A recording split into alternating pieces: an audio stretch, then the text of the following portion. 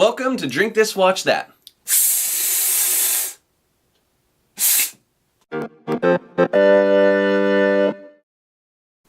Hey guys, I'm Rico. And I'm James, and this is a show where we analyze, predict, mock, and drink to today's most popular shows. Today we are drinking the House of Black and White. It is a takeoff of the White Russian. It is an ounce and a half of Patron Cafe XO, half an ounce of Frangelico, and then milk. And then, so what I did is I poured the milk over the ice cube so you get that nice little separation. I would definitely recommend stirring it. It's a big ass ice cube, as you might before you drink it. Yeah, because otherwise it's just you're drinking milk and then I'm excited liquor. to taste this. Anyways, today we're watching Season 5, Episode 2 of Game of Thrones, entitled The House of Black and White, obviously. So, just as James predicted last season and last episode, I think, Jon Snow is the 998th Lord Commander of the Wall. I'm a master prognosticator, so we've learned. And master, yeah. Kind of like Phil the Groundhog. Groundhog? Yeah. Mm-hmm. Groundhog. Yeah, so what happens in the show is a little different than what happens in the book. This actually happened in book 3, which is the only reason I actually know it. So in the books, what happens is there's a bunch of other guys that are up for running in the Night's Watch. People from the Shadow Tower and other people from even Castle Black that are running for it. So they all go in to vote for it. Jon Snow is up for voting a little earlier in the book. So what happens is when you go in for voting, there's actually 5 different kettles that you can vote, that you can put your token into to vote. Right before everyone goes in to vote, there's a raven that lands on Jon Snow's kettle, and it just happens to be look mysteriously like Lord Commander Mormont's. Wait, the raven looked like Mormont? Oh, it looked like Mormont's raven. Mormont's raven. He had a big white beard. No, it looked like his raven. He had a sword in his belt. With long claws. His raven belt. So he lands on Jon Snow's kettle, and he's like, Snow! Snow! And he like starts like being really cool, like talking about Jon Snow, and it's just a raven, and everyone's like, oh, this is a trick that Sam Tarly put on. Everybody's like, that's a cool-ass raven.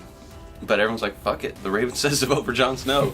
That's it? That's how it happens? They're kind just of. like, the raven said so, so fuck the voting. Everyone took it as a sign, which, I mean, probably was. I kind of like that. That's yeah. pretty cool. So the Sons of the Harpy are becoming a bigger pain in the ass to Dany. We see Daario and Grey Worm seeking out some of the... It's kind of cool because Daario was like explaining to Grey Worm how he's like, look, he's like, all your fucking training, he's like, it's not going to get you the inside information that me and my second sons have on seeking out these dudes. They're going to hide. And they walk into the house and Grey Worm's like, let's just leave. Dario's like, fuck that! He's like, stabs some dude through the wall, which I thought was awesome sauce. That was like one of my favorite parts. That was really cool. That was one of my favorite parts of the whole episode. New Dario's just better. Dario's a badass. He's better. He's cool. Not blonde. Sorry, sir. So, and that kind of led to a series of events that put Dany in trouble. So, she's going to put the guy on trial because Barristan's like, hey, you got to put people on trial. You don't want to be your dad. You don't want to get killed by your knight. But, so she's like, all right, I'll put him on trial. One of her former slave, now turned advisors is like, listen, I'll deal with it. And he goes in and kills him in the cell. Yeah, unbeknownst to her, which Dany doesn't take kindly to. She has him executed publicly, which was by once again badass Daario Naharis. Which she kind of had to do, but now she's got neither the favor of the masters nor the slaves. She's not merciful to the slaves, and she's not nice to the masters. Look, she should just do whatever the fuck Barristan Selmy tells her to do, honestly. In my opinion, that guy's the smartest. He gives her the best advice, now that Jorah's gone. She just do whatever he says. That's the old dude. He's like, look, just shut up. Just give him a trial. Mm-hmm. Do whatever you gotta do. And he's like, nah. She's like, nah, I'm just gonna cut his fucking head off in front of a bunch of people. Start a civil war. And it seems like it did. Yeah. She does not have enough soldiers to fight the entire city. She's in deep shit. She keeps making like what she thinks is good decisions, and I think it's putting her in a bad spot. And I think that's gonna come back to bite her in the fucking ass later. Yeah, like I said, you can either be tough with dragons or you can be merciful without them. But speaking of dragons, we saw Drogon come back, which was pretty cool. On top of the pyramid. That was dope. I was glad to see him back. He is fucking huge now. He is one big dragon. Yeah, he has a really cool smile. He reminded me like of a dog, like just a giant dog, like kind of like Falcor, but cooler. So also this episode we got to see Jamie for going to Dorne for Cersei. Oh yeah. Not Jamie. Great. Jamie with Bronn? What? That's fucking amazing. He goes up to Bronn. He's like, "Hey, Bronn, listen. I took away the whole deal that you had. Yeah. You're not a lord anymore." Like where he's like, I wouldn't have. He's like, I made that deal with Cersei. He's like, yeah, I wouldn't have advised that. I would have suggested you not. Dude. Turned your back on my brother, and you lost everything you had. Yeah. So come with me to Dorne, and maybe I'll give you something better. Yeah. Which I still don't think is a good deal for him. I don't know if Jamie really even has anything better planned for Bronn. I question like, whether or look, not that is even real. We'll deal with that shit later. Yeah. He's like, just come with me to Dorne. We'll do this shit, and then I'll figure it out later. That offer that he brought to Bronn, I doubt that's real. Yeah. I don't think Cersei actually wrote that. She could have, but... Yeah. Do you know, because I don't, if in the books that's how it happens? Jamie comes up to Bronn and... I think that's pretty far into either the 4th or the 5th book. So at the point I'm at in the books, no. No. But I've heard that Bronn's story is done by the end of book 3, so... Yeah, probably not. I'm glad they wrote him back into the show. Because I heard that Bronn didn't even train Jamie after he lost his hand. Like, that's not a thing, right? Yeah, okay. So then probably not. But this is one, like, tangent I'm really okay with. Like, I'm really, like... If you're going to take away the Arya and the Hound story from me last season, please just replace it with Jamie and Bronn this season. That'd be fucking awesome. Yeah, they're and so that's gonna be a really cool dynamic. Is you got Jamie and Bronn heading to Dorne to try and get Marcella out of Dorne. Right. And on the other side, you have Dorne with Ilaria Sand, Oberyn's ex-girlfriend, and you have Doran Martell trying to figure out like, should we go to war? Should we like try to take out the Lannisters?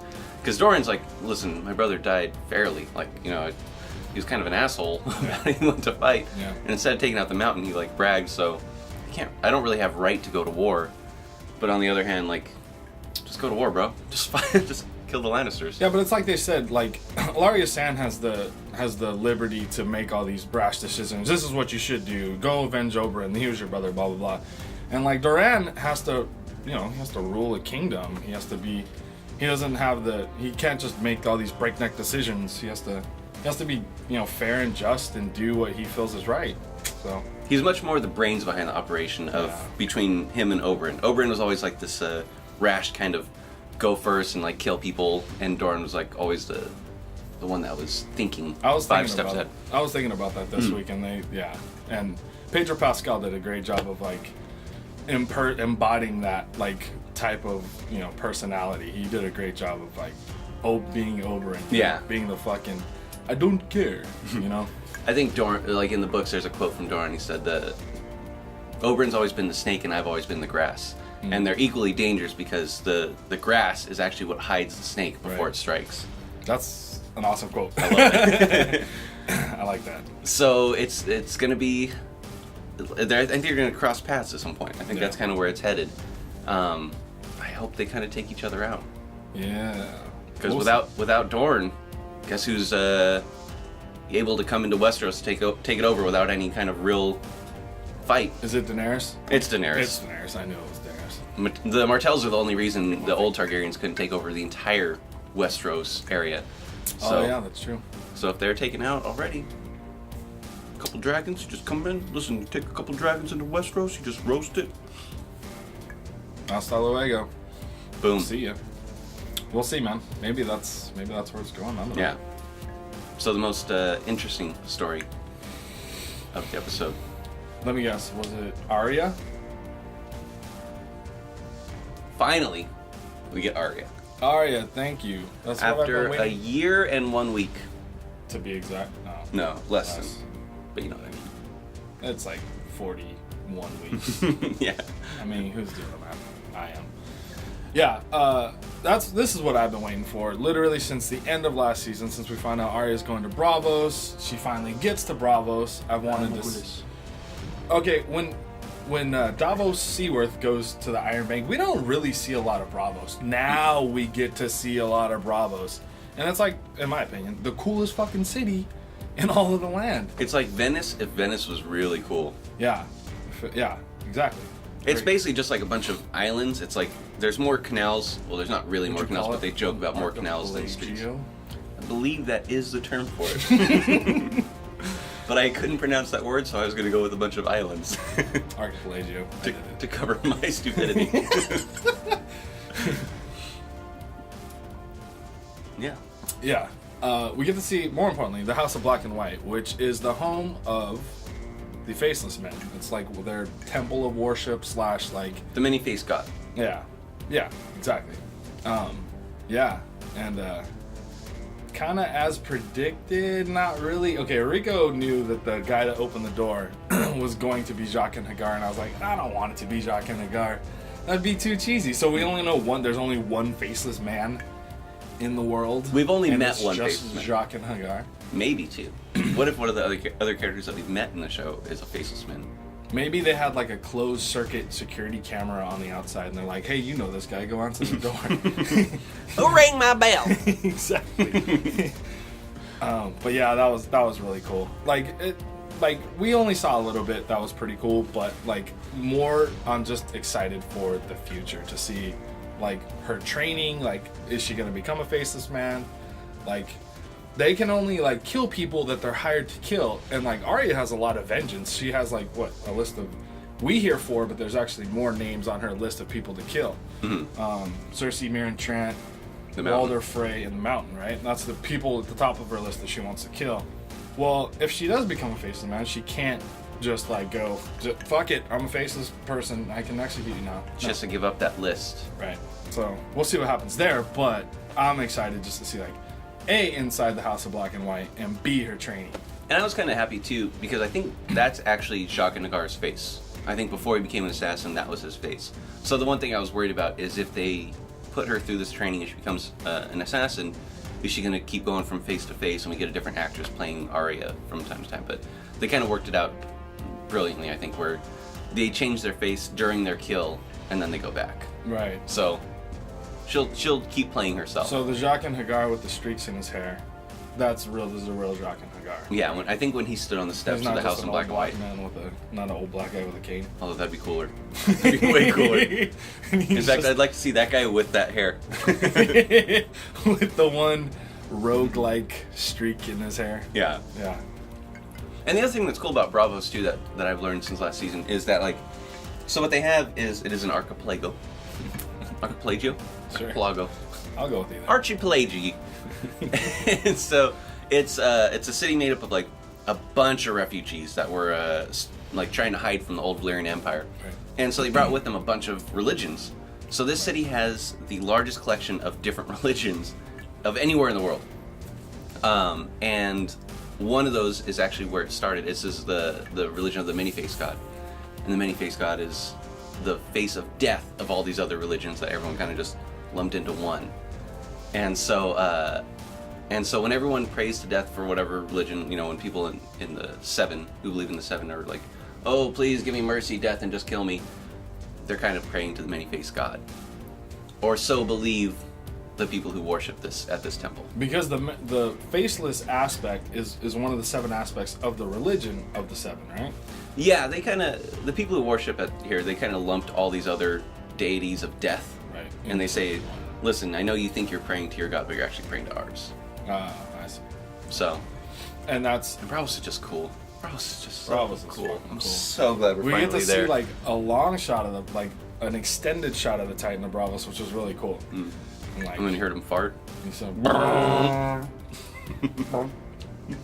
just a couple little toots out there. Pretty dope.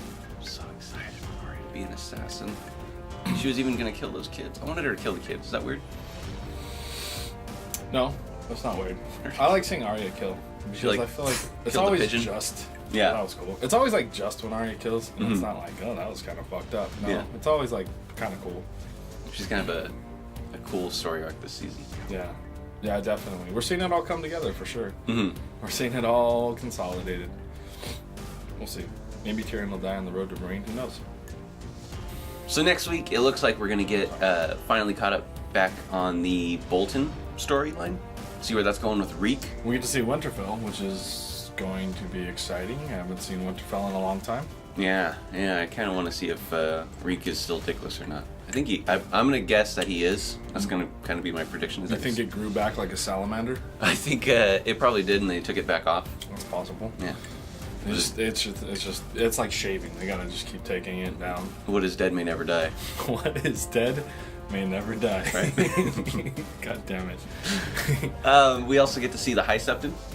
Oh yeah, doing Mr. Chops without his clothes. That was weird. We'll see what goes on there. Yeah, I'm most excited. I don't remember what I was gonna say. He was gonna say Arya is in the House of Black and White, and Daenerys is talking to her. It sounds like. Yeah, that was weird. It does sound like Daenerys. I don't know. I think it's one of those Star Wars Yoda logs trees where you go in and you talk to like this other darker version of you. Maybe. You have a coin that you didn't earn. We do get to see her training though, so that's I get my wish. I think maybe hopefully. I don't know. And if I can just hear a full episode of people saying Valar Morghulis, Valar Dohaeris, all men must die, all men must serve, yes. I'd be okay. Like if that was the dialogue for an entire episode, as long as it came from like Jaqen H'ghar and Arya. You just say it differently with like emphasis on. That's optional. Honestly, I just don't say the words. I just get goosebumps every time they say it. Like that's the entire conversation. I feel like after about 20 minutes of that shit, you'd stop getting goosebumps and you'd be like, all right, let's just show the dragons or something. Yeah, I mean, you probably have to throw a dragon in there. Maybe a White Walker. Maybe a White Walker, I was just going to say. Yeah, we'll see. I'm looking forward to next week. Yeah. I just want... Okay, it's weird, but I just want like an epic death again. Yeah. Maybe not somebody I like, but it's going to be somebody you like. It'll be somebody I like. But that's alright. According to the people who leaked the first 4 episodes, episode 4 is the one to look forward to. I thought it was episode 5. Episode 5 is the resolution to whatever happens in episode 4. Ooh. Yeah. Did you read that in a book? I read it in a book. Fucking Samuel Tarly over here. That's cool. I refuse to watch the leaked episodes because... Me too. I like torturing myself and waiting till Sundays. So, it's just me. I'm into masochism. Nah, not really. I'm not. So that's today's episode. Please help support the show by liking and commenting on what you thought. And don't forget to share and subscribe to our channel and our episodes / videos. And let us know if you have any other drink suggestions that you'd like us to try. Point us in the direction of people that might do that. We greatly appreciate it. Definitely. And that's today's episode. Until next time. Cheers.